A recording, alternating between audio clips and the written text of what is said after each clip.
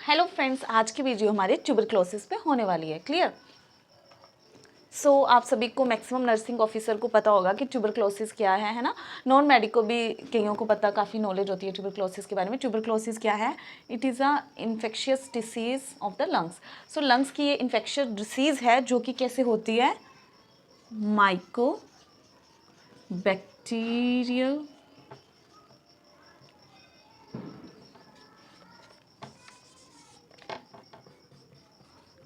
Tuberculosis. So tuberculosis कैसे spread होती है? एक बैक्टीरिया है जिसका क्या नेम है? Mycobacterial tuberculosis. माइकोबैक्टीरिया एक बैक्टीरिया है जो कि क्या स्प्रेड करता है? टीबी को स्प्रेड करता है। The another name of tuberculosis is pulmonary Koch. Clear? So ये कोच नेम इसका कहाँ से आया? You should know about this कि कोच क्यों पड़ा इसका नाम। सो जो रॉबर्ट कोच है, रॉबर्ट कोच ने क्या डिस्कवर किया था? माइकोबैक्टीरिया, जो बैक्टीरिया ट्यूबरक्लोसिस को स्प्रेड कर रहा था, उसने रॉबर्ट कोच ने माइकोबैक्टीरिया डिस्कवर किया था। कब डिस्कवर किया था? 24 मार्च। सो इस डे क्या मनाया जाता है हमारा? Tuberculosis day. So you should know, है ना, you have to knowledge about this कि 24 मार्च किस डे से सेलिब्रेट करा जाता है? ट्यूबरक्लोसिस डे के नेम से सेलिब्रेट किया जाता है। तो रॉबर्ट कोच ने क्या डिस्कवर किया था? Mycobacterial tuberculosis. So it is a lung disease which is caused by mycobacterial tuberculosis. Clear?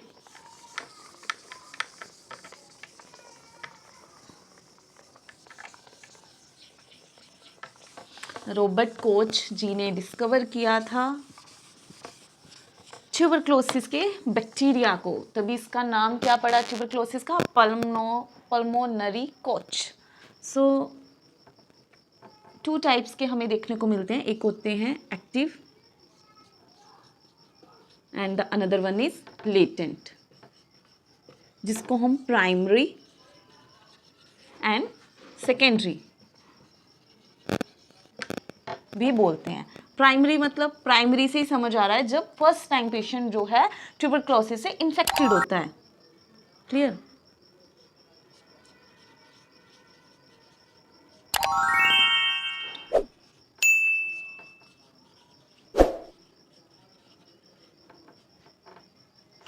तो प्राइमरी एक्टिव फेज जो होती है वो क्या होती है? ज़्यादा कंटेजिनियस होती है, इन्फेक्शियस होती है, इन्फेक्शन को ज़्यादा स्प्रेड करती है। इसमें क्या आपको देखने को मिलेगा? इन्फेक्शन स्प्रेड ड्रॉपलेट के थ्रू ज़्यादा जल्दी होगा, ईजिली डायग्नोज हो जाती है। वही इसका रिवर्स हो जाता है। सेकेंडरी लाइक पेशेंट को पहले टीबी हो चुका है, उसको फिर हो गया। क्यों हुआ? बिकॉज ऑफ वीक इम्यूनिटी है, इम्यूनो कॉम्प्रोमाइज पेशेंट है, मल्टीपल और भी अदर फैक्टर्स हैं पेशेंट के। सो पेशेंट को अगेन इन्फेक्टेड हुआ है पेशेंट। क्लियर? इसमें again infected by mycobacterial tuberculosis.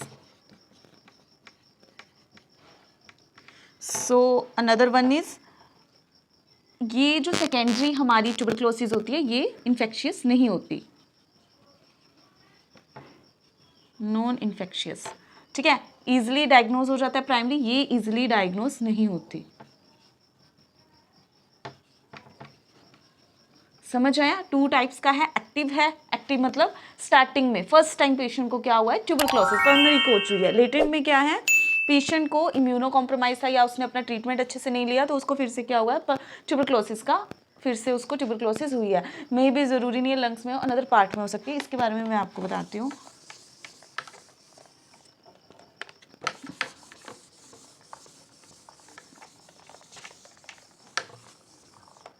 सो हम आते हैं, एक हमारी होती है पीटीबी, ठीक है, पल्मोनरी ट्यूबरक्लोसिस, और एक होती है एक्स्ट्रा पल्मोनरी ट्यूबरक्लोसिस। एक हमारी है पल्मोनरी टीबी, मतलब कि लंग्स में ट्यूबरक्लोसिस हुई है। समझ आया यहाँ तक? लंग्स में टीबी हुआ है वो है हमारा पल्मोनरी टीबी। ठीक है?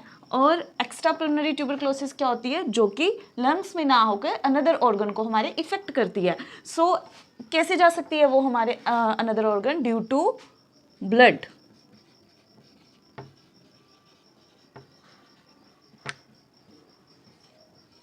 और कैसे जा सकती है, लिम्फेटिक सिस्टम के थ्रू. ठीक है, ब्लड के थ्रू या फिर लिम्फेटिक सिस्टम के थ्रू वो जा सकती है. मेनली हमें कौन कौन सी ट्यूबरक्लोसिस ज़्यादा देखने को मिलती है, पोर्ट स्पाइन, मतलब स्पाइन में टीबी हो गया है, सर्वाइकल, नोट्स में टीबी देखने को मिलता है, जैसे इस एरिया में ट्यूबरक्लोसिस बन गया है, एब्डोमेन में, यूरिनरी सिस्टम में, है ना.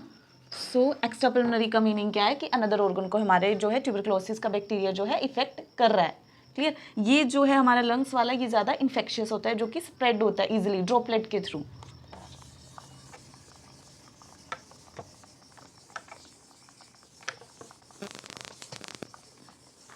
सो ट्यूबरक्लोसिस में it is a airborne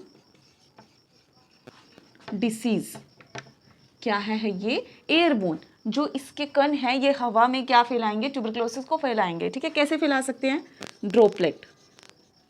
sneeze किया पर्सन ने, है ना, सो उसके जो ड्रॉपलेट हैं वो कहीं पे भी गिर सकते हैं.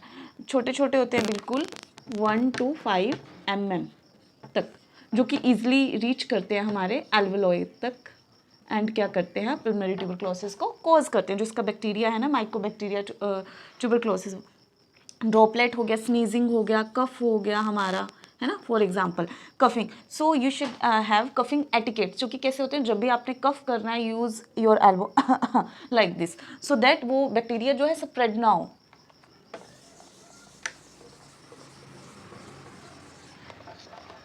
कोजेस क्या हैं, unknown cause, family history,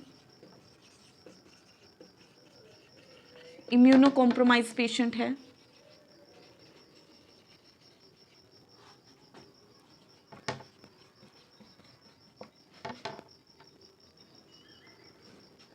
clear.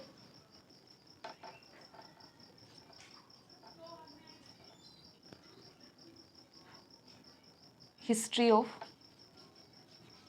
Pulmonary TB, lifestyle,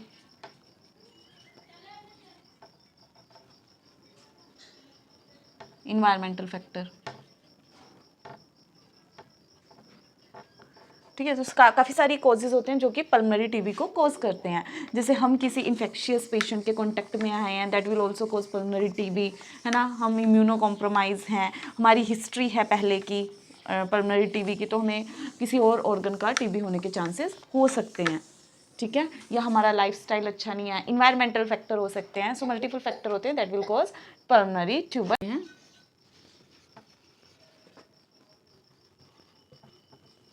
and एक होते हैं हमारे जनरल सिम्टम. जो पल्मोनरी आपको देखने को मिलते हैं, डिस्निया हो सकता है पेशेंट को, haemoptysis, haemoptysis means blood in sputum, dyspnoea, difficulty in breathing. ठीक है, सो चेस्ट टाइटनेस हो सकती है. और क्या देखने को मिलता है, चेस्ट टाइटनेस हो सकती है, डिस्निया हो सकता है पेशेंट को, हीमोपेटाइटिस, कफ. ठीक है, जो जनरल सिम्टम होते हैं उसमें आपको क्या देखने को मिलता है, जनरल सिम्टम में फटीग, मलेज,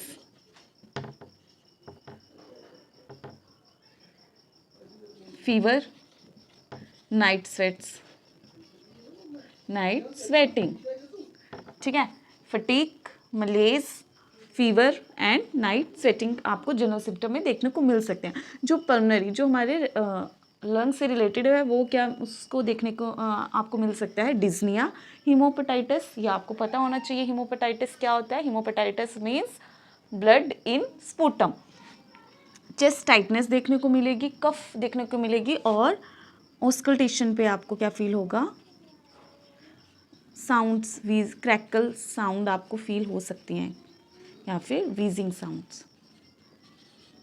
ठीक है, तो आपको पता होना चाहिए जनरल सिम्टम क्या आते हैं एंड पल्मोनरी सिम्टम हमारे क्या आते हैं।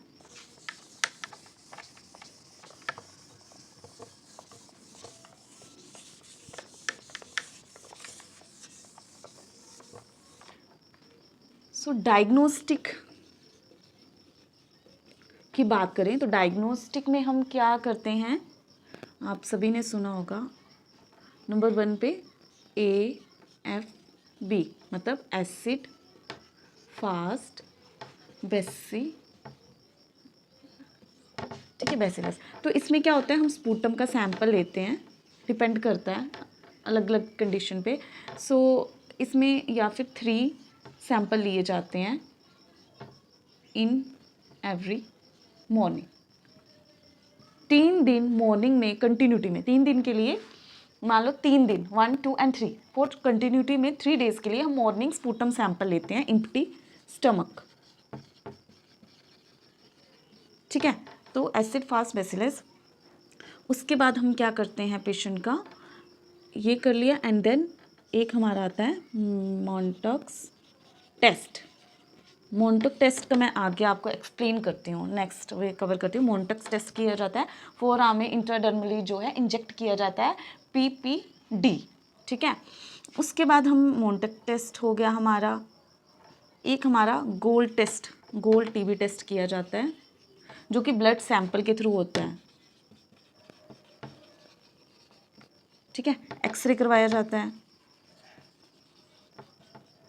सो और भी काफ़ी सारे आते हैं, CT करवा लीजिए, है ना, एक्सरे करवा लीजिए कंफर्मेशन के लिए। ब्रोंकोस्कोपी भी करी जाती है कई पेशेंट्स में। अब हम आपको बताते हैं मॉन्टक्स टेस्ट के बारे में।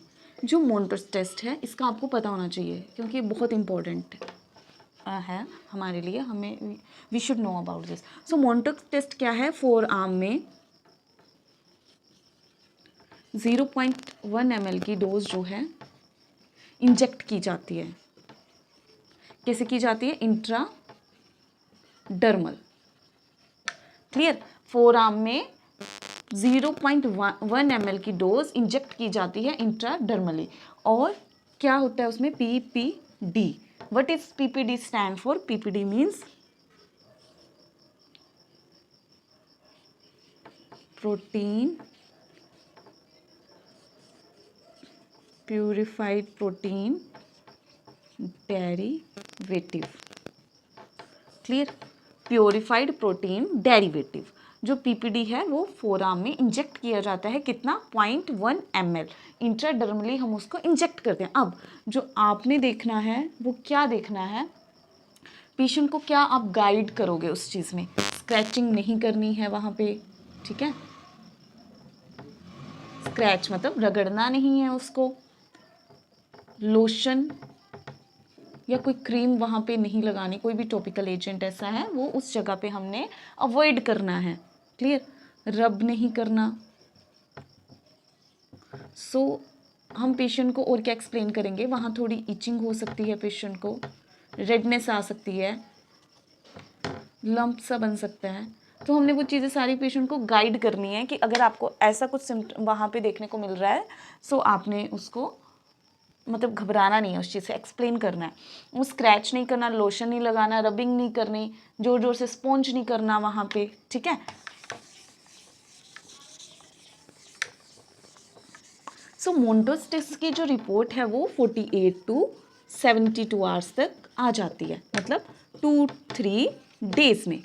कितने डेज में, 2-3 डेज में। और हमने क्या अवॉइड करना है उस टाइम तक, वहाँ पे rubbing, lotion, cream and scratching वहाँ पे नहीं करना, और वहाँ पे स्पॉन्ज भी नहीं मारना कि जोर जोर से स्पॉन्जिंग करने लग पड़े। ये सारी चीज़ें हमने अवॉइड करनी है। और नेक्स्ट हम लेंगे वहाँ पे आपको कैसे कंफर्म होगा कि मॉन्टेक्स, वैसे तो हमारे प्रोफेशनल हैं वो देखेंगे कि मॉन्टेक्स पॉजिटिव है, but we will have the knowledge about this कि अगर हमारा जो डायामीटर है वहाँ का लेस देन 5 mm आता है सो टेस्ट इज़ नेगेटिव।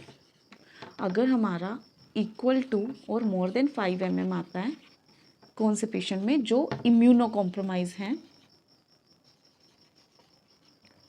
या फिर और कोई डिसीज़ कंडीशन है, उन पेशेंट में इतना डायमीटर। जो हेल्थ केयर वर्कर हैं उसमें कितना डायमीटर होना चाहिए, इक्वल टू और अबव 10 mm तक।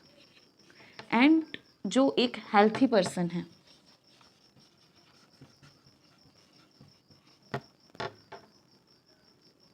उसका 15 mm तक।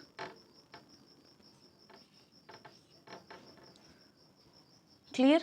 सो ये हमारे आते हैं डायामीटर, जो कि हमें बताते हैं कि मोनटॉक टेस्ट हमारा पॉजिटिव है या फिर हमारा मोनटॉक टेस्ट नेगेटिव है। क्लियर। सो इनका अगर डायामीटर इतना आता है तो हम वहाँ पे क्या बन जाएगा, इंड्यूरेशन हो जाएगी। इंड्यूरेशन क्या होती है, जब आप वहाँ फील करोगे तो कैसा फील होगा, हार्डनेस फील होगी।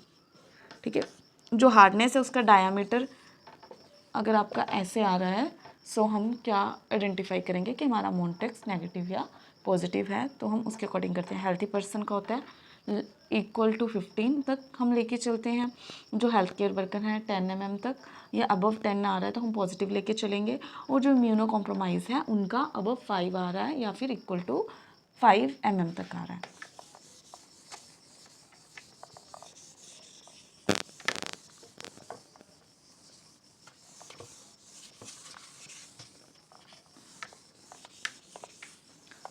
सो अभी हम मेन टॉपिक पे आते हैं। जो ट्यूबरक्लोसिस पेशेंट आप रिसीव कर रहे हो उसके आप क्या कर सकते हो as a nursing officer. As a nursing officer हमारी क्या रिस्पॉन्सिबिलिटी है। अगर आपको ऐसा पेशेंट आइडेंटिफाई होता है, सो आपने सबसे पहले क्या करना है, mask and contact precautions. Contact precaution में क्या चीज़ आती है, हैंड हाइजीन, क्योंकि सबसे ज़्यादा इन्फेक्शन हमारे हैंड से स्प्रेड होता है। मास्क लगाना है। पेशेंट अगर आपका पॉजिटिव आता है उसको नोटिफाइबल आता है, कॉन्फिडेंशियलिटी में रखना है। ये नहीं है ज़ोर ज़ोर से बोलोगे कि नहीं हमारा पेशेंट पॉजिटिव आया है। सो आपने मास्क वियर करना है, रिलेटिव को भी मास्क जो है वो प्रोवाइड करना है, खुद भी लगाना है। एंड जो थर्ड पर्सन पेशेंट को देखने आएगा, उसकी केयर के लिए आएगा, उसको भी आपने मास्क प्रिकॉशंस का बताना है। पेशेंट को कहाँ पे रखेंगे हम, पेशेंट को हम negative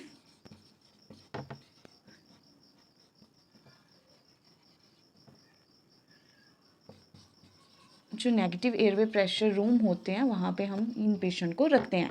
negative airway pressure room कौन से होते हैं, मान लीजिए ये एक कमरा है, इसमें ये जितनी भी हवा है, ठीक है, सो फिल्टर लगे होते हैं अंदर हमारे जो नेगेटिव प्रेशर एयरवे रूम होते हैं। सो ये कमरे के अंदर जो इन्फेक्शियस हवा है, इन्फेक्शियस एयर मान लीजिए, ये आपकी क्या है, इन्फेक्शियस एयर है। जो ये इन्फेक्शियस एयर है ये आपकी बाहर नहीं आनी चाहिए, ठीक है।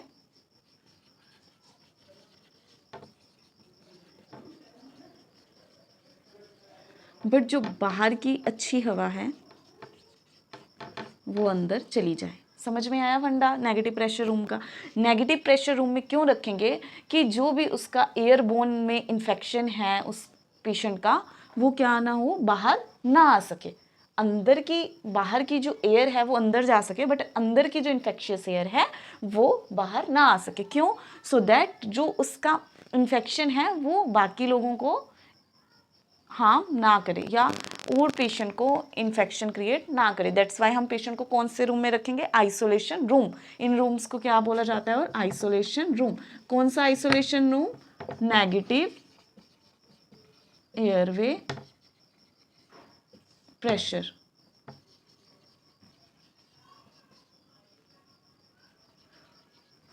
नेगेटिव प्रेशर रूम में हम पेशेंट को रखेंगे। समझ में आया।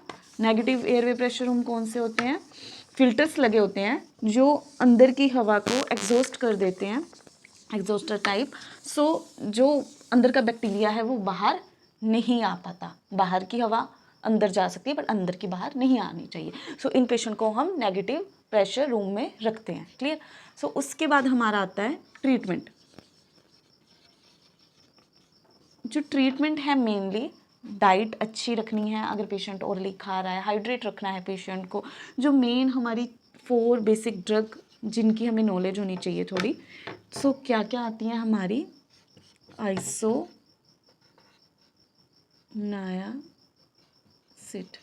ठीक है, आइसोनायाजाइड। उसके बाद क्या आती है हमारी इथैम्बुटोल,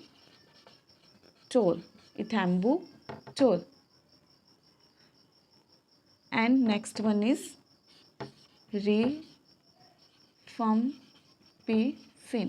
rifampicin, and next 1 2 3 and 4 pyrazinamide।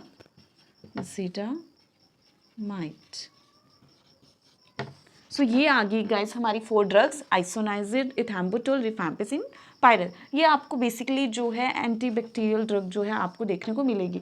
Some time हम एंटीबायोटिक्स भी देते हैं, स्ट्रेप्टोमाइसिन हो गया है ना, वो डिपेंड करता है पेशेंट टू पेशेंट। जो इसका ट्रीटमेंट होता है बेसिक डिपेंड करता है एक्टिव है हमारी या लेटेंट है। सो मेनली जो ट्रीटमेंट चलता है वो 6 मंथ टू 12 मंथ्स तक हो सकता है, but treatment depend on the condition of the patient. Clear. So हमें न्यूट्रिशन का ध्यान रखना है, हाइड्रेटेड रखना है पेशेंट को। अगर फ्लूइड कॉन्ट्राइंडिकेटेड नहीं है पेशेंट में तो अच्छा। अब इसमें से एक क्वेश्चन बनता है कि कौन सी ऐसी ड्रग है जो हमारे यूरिन का कलर चेंज करती है। आपने देखा होगा जिनको ये ट्यूबरक्लोसिस ड्रग चल रही है, ऑरेंज से कलर का यूरिन पास होता है। तो जब ऐसा यूरिन आता है we should guide to the patient या एजुकेट टू द पेशेंट कि घबराना नहीं है अगर आपका ऐसे कलर का यूरिन आ रहा है। सो वो कौन सी ड्रग है, रिफैम्पिसिन, ठीक है। जो रिफैम्पिसिन है वो क्या करती है, यूरिन का, हमारे स्वेट्स का,